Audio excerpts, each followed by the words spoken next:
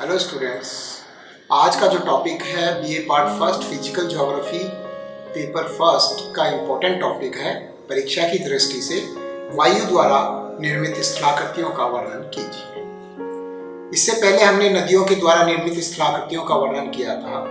उसी भांति वायु के द्वारा भी अपरदनात्मक, अपरदन, परिवहन और निक्षेपण का कार्य होता है और उसके आधार पर अपरदनात्मक स्थलाकृतियां बनती हैं और निक्षेपणात्मक स्थलाकृतियों का निर्माण होता है। मरुस्थलीय भागों में अपरदन का कार्य अपक्षय से अधिक प्रभावित होता है, यानी अपक्षय मतलब वेदरिंग से। क्यों? क्योंकि शुष्क मरुस्थलों में फिजिकल वेदरिंग या यांत्रिक अपक्षय के कारण चट्टानों में विघटन और वियोजन हो जाता है और चट्टानें ढीली पड़ जाती हैं। इन असंगठित चट्टानों को पवन आसानी से अपरदित करके परिवहन करती है। इस प्रकार से पवन द्वारा अपरदन का कार्य 3 रूप में होता है। एक तो है अपवाहन। अपवाहन के अंदर पवन चट्टानें अपने साथ में चट्टान चूर्ण या चट्टान के छोटे छोटे टुकड़ों को उड़ा के अपने साथ ले जाती है। उसमें जो चट्टान चूर्ण है वो असंगठित और ढीली चट्टानों के टुकड़े होते हैं। उनको उड़ा के ले जाने को अपवाहन कहते हैं। दूसरा है अपघर्षण। अपघर्षण में जब हवा तीव्र गति से बहती है तो उसके साथ में रेत के कण, धूल के कण आदि अपरदनात्मक यंत्र या रेगमाल की तरह काम करते हैं, जो कि जिन चट्टानों से टकराते हैं वहां पर उनका अपघर्षण करते हैं और उस चट्टान को अपरदित करते हैं। तो इस प्रकार से अपघर्षण का कार्य होता है और एक सन्निघर्षण का कार्य होता है। सन्निघर्षण में जब पवन चल रही है तो उसमें उड़ने वाले जो शैल या चट्टान के धूल और मिट्टी के कण हैं वो आपस में भी रगड़ते हुए जाते हैं, टूटते फूटते रहते हैं। उनके आकार में और उनके आकृति में परिवर्तन होता जाता है और इस प्रकार से इसको सन्निघर्षण की क्रिया कहते हैं। तो अपरदन के लिए 3 प्रकार की क्रिया हो गई। अपवाहन की क्रिया, अपघर्षण की क्रिया और सन्निघर्षण की क्रिया।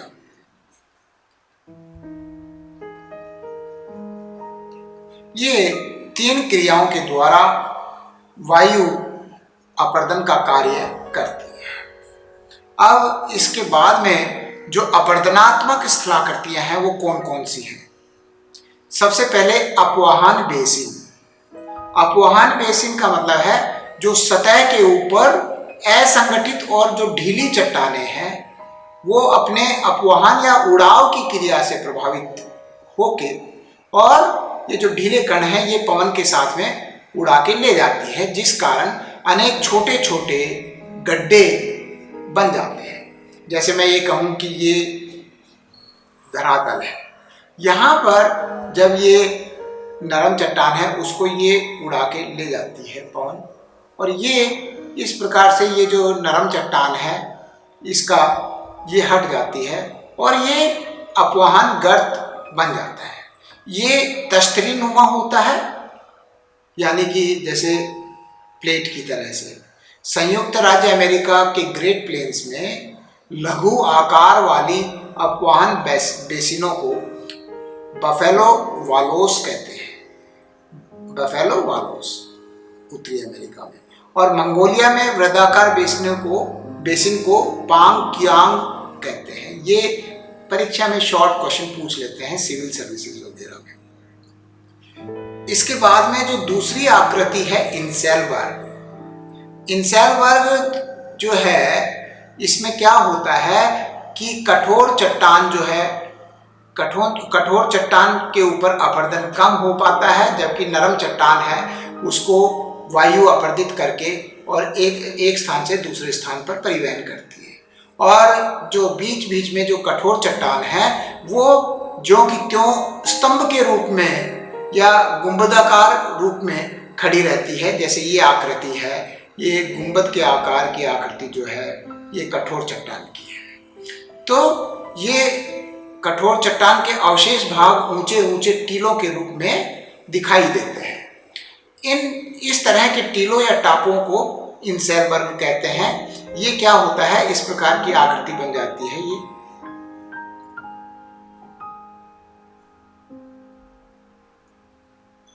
तो ये बीच का जो भाग है ये कोमल चट्टान का था, उसको वायु अपरदित करके और उड़ा के ले गई, लेकिन कठोर चट्टान है वो ज्यों की त्यों खड़ी है।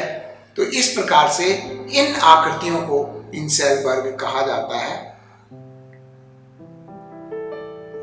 बोनहार्ट नामक विद्वान ने इस प्रकार के इंसेलबर्ग के निर्माण की क्रिया का पता लगाने का कार्य किया था। बोनहार्ट नामक विद्वान था उसने, इस कारण इंसेलबर्ग को बोनहार्ट भी कहा जाता है।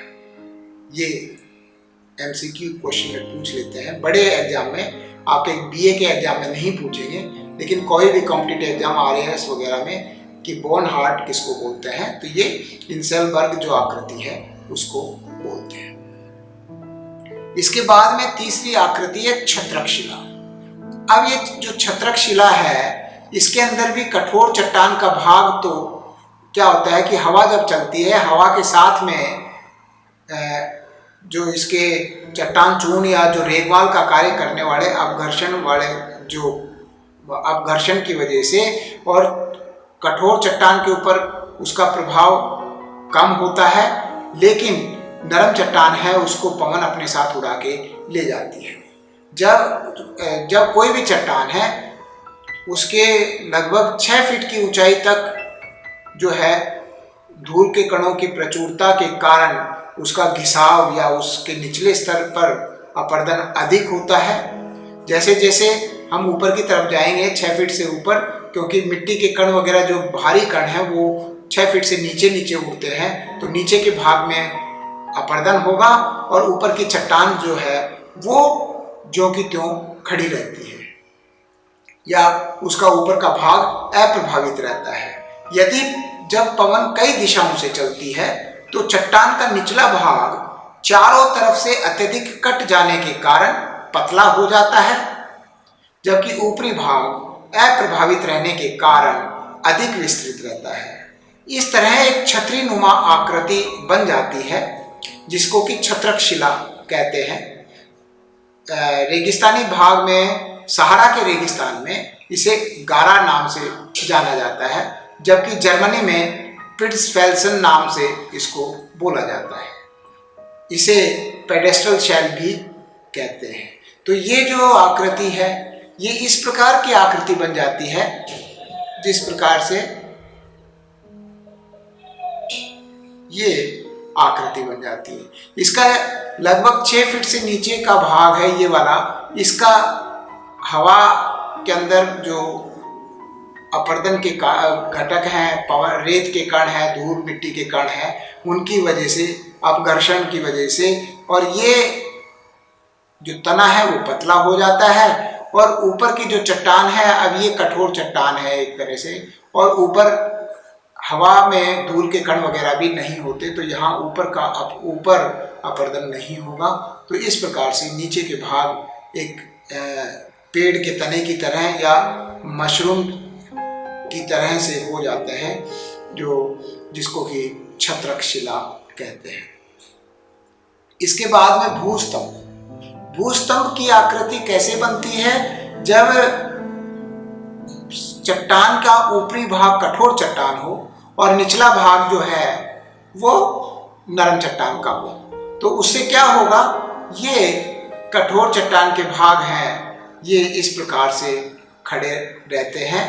ये ऊपर कठोर चट्टान है ये वाली, और इसके नीचे जो है नरम चट्टान का अपरदन हो जाता है, लेकिन ऊपर की कठोर चट्टान है वो ज्यों की त्यों खड़ी रहती है। शुष्क प्रदेश में जहाँ असंगठित तथा कोमल शैल के ऊपर कठोर तथा प्रतिरोधी शैल का आवरण होता है, वहां पर इस प्रकार की चट्टानें पाई जाती है जिनको कि भूस्तंभ कहते हैं, क्योंकि ऊपरी कठोर शैल के आवरण से जो नीचे की कोमल शैल है उसको संरक्षण प्राप्त हो जाता है। नीचे का ये जो भाग है, ये वाला, ये नरम चट्टान का होते हुए भी इसको संरक्षण प्राप्त हो गया कठोर चट्टान का। ये कठोर चट्टान है ऊपर का भाग। परंतु समीपी कोमल चट्टान का अपरदन हो जाता है। लेकिन जो इसके नजदीक, जो जहां पर इसके ऊपर कठोर चट्टान नहीं है, वहां का अपरदन हो जाता है और वहां का जो धरातल है वो नीचा हो जाता है। और इस प्रकार से अगल बगल की शैल कटकर हट जाती है और कठोर शैल के आवरण वाला भाग एक स्तंभ के रूप में खड़ा हुआ दिखाई देता है, जिसे कि भूस्तंभ कहते हैं। इसके बाद में जुजेन। जुजेन की आकृति जो है, देखिए जुजेन में मरुस्थली भाग में जब कठोर और कोमल शैल की परतें ऊपर नीचे एक क्षैतिज रूप में पाई जाए, क्षैतिज रूप में, यानी कि जैसे ये कठोर चट्टान है, इसके ये कठोर चट्टान है, फिर उसके बाद में नरम चट्टान, इस प्रकार से क्षैतिज रूप में अगर पाई जाए ऐसे, तो क्या होगा कि ऊपर के भाग में अपरदन कम होगा। लेकिन क्या होगा, बारिश के टाइम पे या ओस गिरती है तो इसके जो छोटे छोटे कण, जहाँ से कण निकल गए नरम चट्टान के, तो उनके अंदर पानी चला जाता है। रात के टाइम पे जब तापमान कम होता है तो वो जो ओस का पानी है वो ठोस हो जाता है या बर्फ का रूप धारण कर लेता है और जम जाता है। जमने से क्या होगा, वो अपना बर्फ है वो आयतन ज़्यादा घेरेगी और उससे जो नरम चट्टान है उसके अंदर चटकन आ जाती है या क्रैक हो जाते हैं और वो चट्टान असंगठित होकर और नरम पड़ जाती है। तो इस प्रकार से ये जो एक यहाँ पर ये कठोर चट्टान है, इसके अंदर ये वाला भाग हट जाता है और नरम चट्टान जो है, इस प्रकार से नरम चट्टान वाले भाग में अपरदन ज़्यादा होता है। तो ये एक शाही की दवात के रूप में आकृति में बन जाती है। इस प्रकार की आकृति बनती है। देखिए मैं बताता हूँ,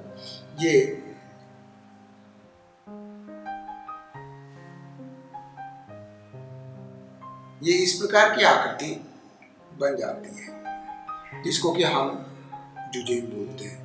ये शाही के दवात की तरह से ऊपर का हिस्सा कम चौड़ा और नीचे का ज्यादा चौड़ा। क्यों? ऊपर कठोर चट्टान है, कठोर चट्टान का अपरदन कम होता है, ये कठोर चट्टान है।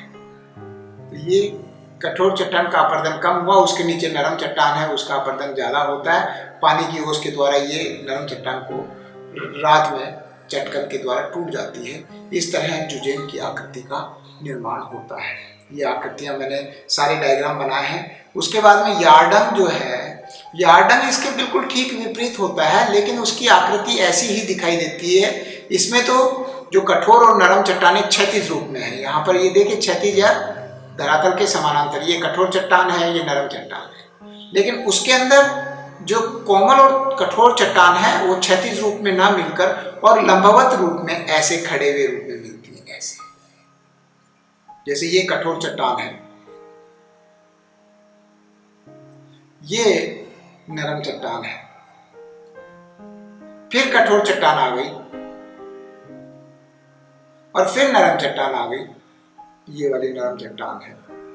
तो क्या होता है, कठोर चट्टान के ऊपर अपरदन का प्रभाव कम होता है, तो ये तो चट्टान ऐसी ही खड़ी रहेगी, लेकिन ये वाले में अपरदन अधिक होगा। तो अधिक होगा तो ये नाड़ी रूप में बन जाएगी। इस प्रकार से कठोर चट्टान है, फिर ये नरम चट्टान है, तो नरम चट्टान का अपरदन अधिक होता है। तो वैसे तो ये जुजेन की तरह ही दिखाई देता है, लेकिन दिखाई देने में, लेकिन जब चट्टानों की स्थिति और आकृति के बारे में देखेंगे, जब हमें पता चलता है कि ये आकृति यार्डंग के द्वारा बनी है। तो इसमें क्या होता है, जब कोमल तथा कठोर चट्टानों के स्तर लंबवत दिशा में मिलते हैं तो पवन कठोर शैल की अपेक्षा मुलायम शैल को अधिक अपरदित करके उड़ा ले जाती है। इस प्रकार कठोर शैल के मध्य का भाग जो है, जो कि कोमल चट्टान का है, वो अपरदित होकर उड़ जाने के कारण कठोर चट्टानों के भाग खड़े रह जाते हैं और नरम चट्टान के भागों में अपरदन अधिक हो जाता है। इस प्रकार की आकृति ये यार्डंग में बन जाती है। इसके बाद में ड्राई कांटर आकृति है। ड्राई कांटर में क्या होता है कि रेगिस्तानी मरुस्थली भागों में जब धरातल के ऊपर शिलाखंड पड़े हों तो वो क्या होता है कि इस प्रकार से मैं एक आकृति बना के दिखाऊं। ये मान लो धरातल का ऊपर का भाग है, तो इसमें ये इस प्रकार की कोई चट्टान, इसके 4 किनारे हैं, 4 किनारों में से एक किनारा तो धरातल के ऊपर टिका हुआ है और बाकी के फलक, इसको फलक बोलते हैं किनारों को, ये बाकी के फलक जो है वो हवा में लहरा रहे हैं, हवा में है। और इस प्रकार से लगता है कि ये चट्टान कैसे टिकी हुई है। क्यों? क्योंकि यहाँ का भी अपर्दन हो गया, ये वाला एरिया का, इधर का भी अपर्दन हो गया, और ये जो कठोर चट्टान है ये अपने जो रूप में स्थिर है, जिस कारण से ऐसे लगता है कि ये इसके 3 फलक हवा में है, एक फलक जमीन पर टिका हुआ है। तो इस प्रकार के टुकड़ों को पर हवा चलती है तो नक्काशी भी हो जाती है, ये इस प्रकार की आकृतियां बन जाती हैं, नेचुरल आर्ट जिस प्रकार से, प्राकृतिक रूप से।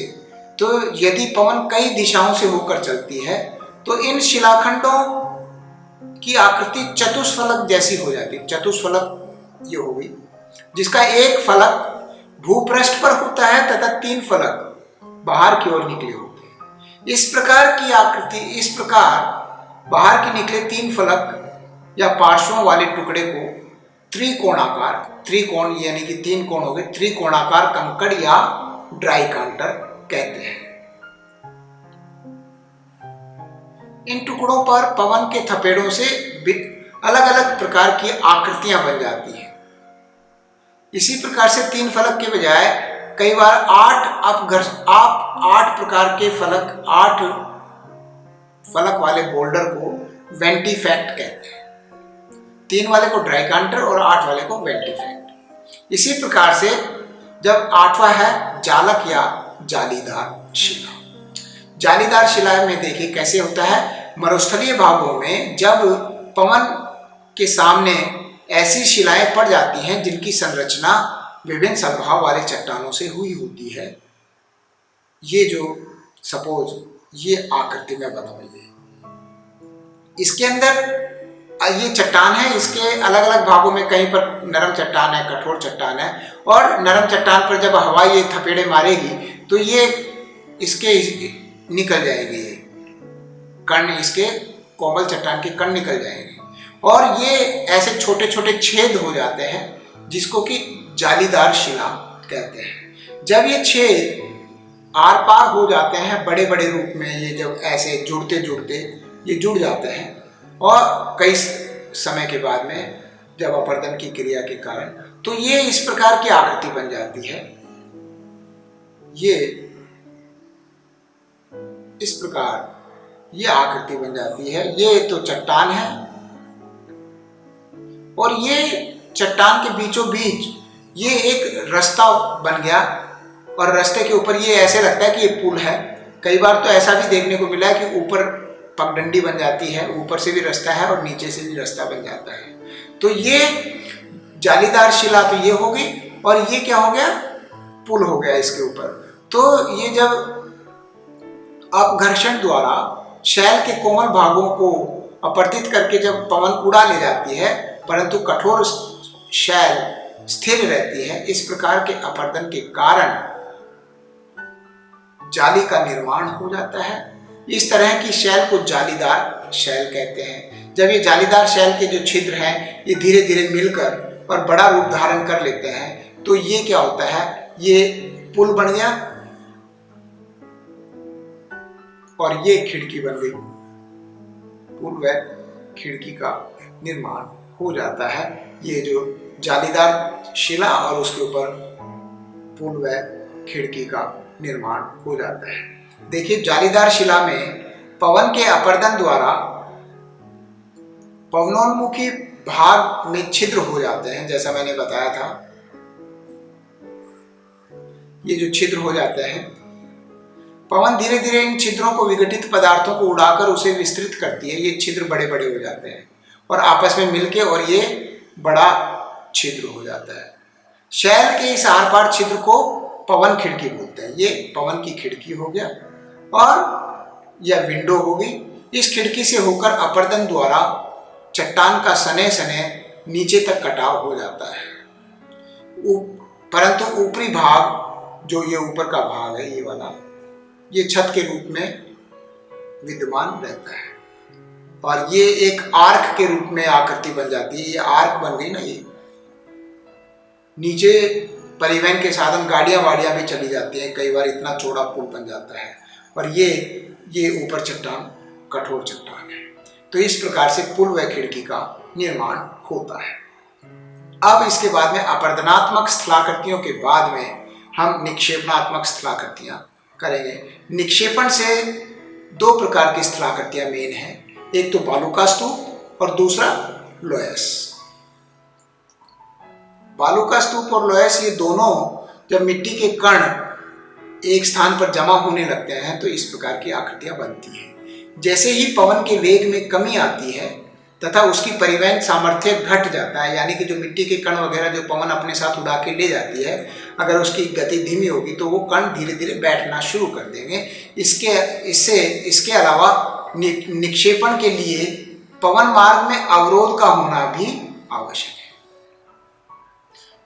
पहली बात तो पवन की गति धीमी हो और उसके साथ में कोई ना कोई अवरोध हो, पहाड़ों का, पर्वत या पेड़ पौधों का या कोई और किसी प्रकार का अवरोध होगा तो वहां पर बालू का स्तूपों का निर्माण हो जाता है।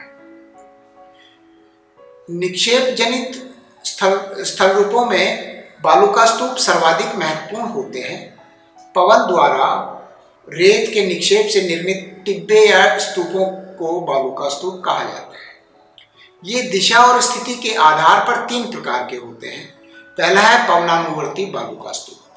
पवन की दिशा में उसके समानांतर निर्मित लंबे लंबे स्तूपों को पवनानुवर्ती या अनुदैर्ध्य स्तूप कहा जाता है।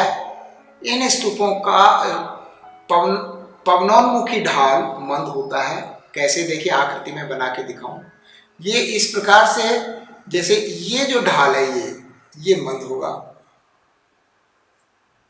ये मंद ढाल, ये पवनमुखी ढाल है, पवनोन्मुखी ढाल या विंडवर्ड साइड, ये वाला जो, क्योंकि पवन की दिशा ये है, ये ढाल मंद ढाल होगा।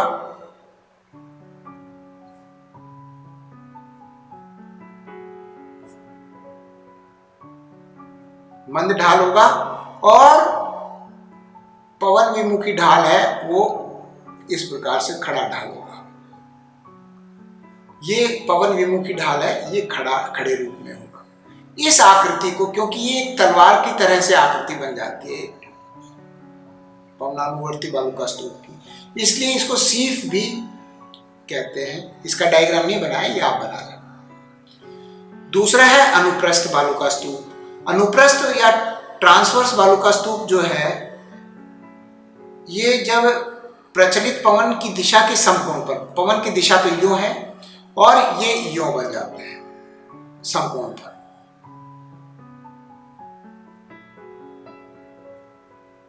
इस प्रकार से लहर के रूप में ये इनका जमाव हो जाता है। इनको आड़े बालू का स्तूप या अनुप्रस्थ बालू का स्तूप कहते हैं। ये लहरदार होते हैं। तीसरा है बरखान। ये बरखान एक तरह से अनुप्रस्थ बालू का स्तूप का ही एक विशिष्ट रूप है। इसका आकार चापाकार या नवचंद्राकार होता है। चाप के आकार का या नवचंद्राकार होता है। इस प्रकार से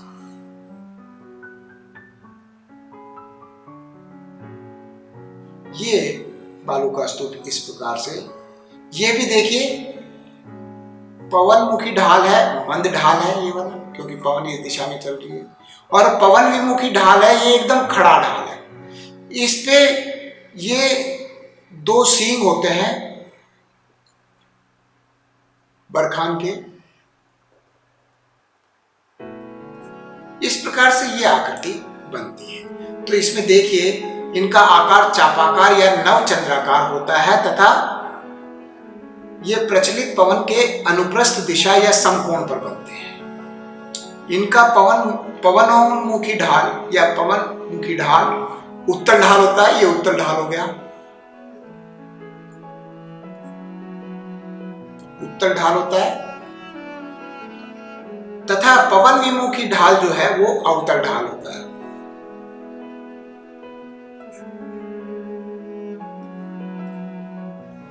इनके शिखर की ओर पूर्ण विकसित 2 सींग होते हैं तथा पवन की चलने की दिशा में निकले होते हैं। पवन यूं चल रहा है तो उसी दिशा में ये 2 सींग निकल जाते हैं। तो इस प्रकार से बरखान की आकृति होगी। इसके बाद में जो दूसरी आकृति है, ये तो बालू का स्तूप के 3 भाग बताए थे।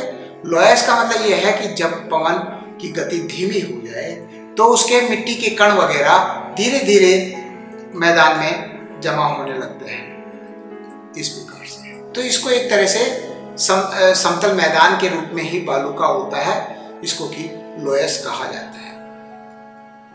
तो लोयस जो है उड़ाई गई धूल के कणों के निक्षेप से निर्मित जमाव को लोयस कहा जाता है। लोयस का निर्माण उस समय होता है जबकि पवन के साथ मिली हुई धूल नीचे बैठकर एक स्थान पर बड़े पैमाने पर निक्षेपित हो जाती है। तो इस प्रकार से पवन द्वारा निर्मित स्थलाकृतियों में अपरदनात्मक स्थलाकृतियां और निक्षेपणात्मक स्थलाकृतियां महत्वपूर्ण हैं। ये क्वेश्चन जो है बहुत मोस्ट इंपोर्टेंट क्वेश्चन है। इसको आपने अच्छे से तैयार करना है। इसमें अब आपने याद रखने हैं अपरदनात्मक स्थलाकृतियों में देखो, पहले मैंने बताया अपवाहन गर्त, अपवाहन बेसिन, दूसरा था इंसेलबर्ग, इनके नाम याद करना, तीसरा था छत्रक शिला, जितना लिख के करोगे याद रहेगा। फिर उसके बाद में चौथा था भूस्तंभ,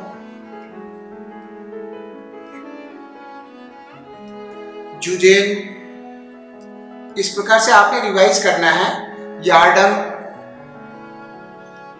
और इनकी आकृति के आपको डायग्राम जरूर बनाना है। ड्राइकांटर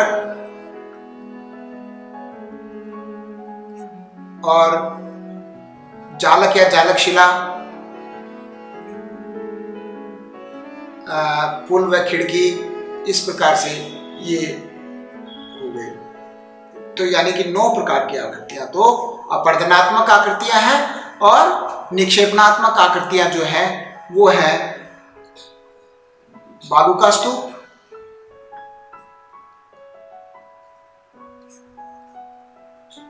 अब बालू का स्तूप में 3 हो गए, पवनानुवर्ती बालू का स्तूप, अनुप्रस्थ बालू का स्तूप और बरखान, और दूसरा है लोयस या समतल मैदान।